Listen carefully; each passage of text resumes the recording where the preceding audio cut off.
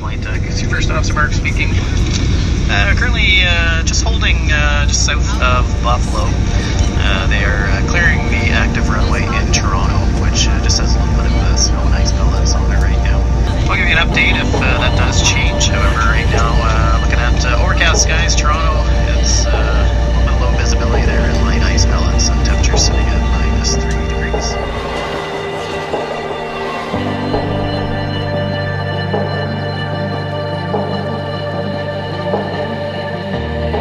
We're at GLC, which is where all the board members meet with all the other EO board members from all over the world to learn about how to become better in their role, or to learn about the role in the first place, and also to experience what it's like and how global EO is in the first place. So I'm super pumped for dinner tonight, super pumped for this experiment that we're doing here to try to capture EO not from the marketing component, but from the real component once you forget the cameras are there.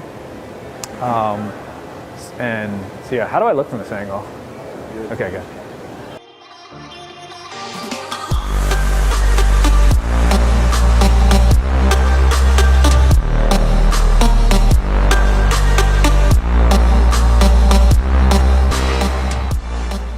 I enjoy being an entrepreneur even more than I enjoy being a lawyer, and that was the turning point for me. So that's why I'm still here. That's why I didn't sell.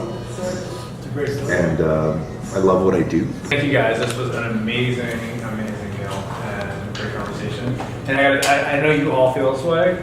I feel more energized now than when I started this meal, which is a cool thing.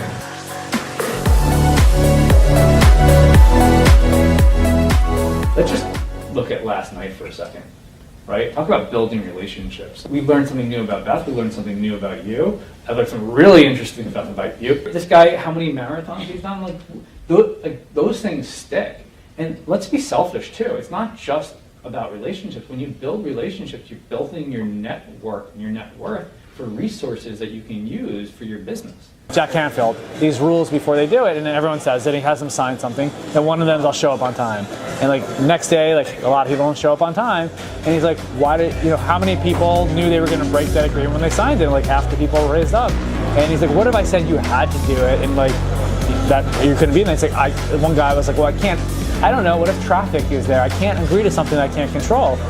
What if I said your son's life depended on it? He's like, well, then I would never leave. And Taylor getting in the car and driving 8 hours to be there was like so energized. It was like keeping that commitment to come here. And every single one of you figuring out how to make it here is exactly what this means. When you reflect back on the last time you said yes like you have to president, you know that you put in a lot, but you got back tenfold. Yeah.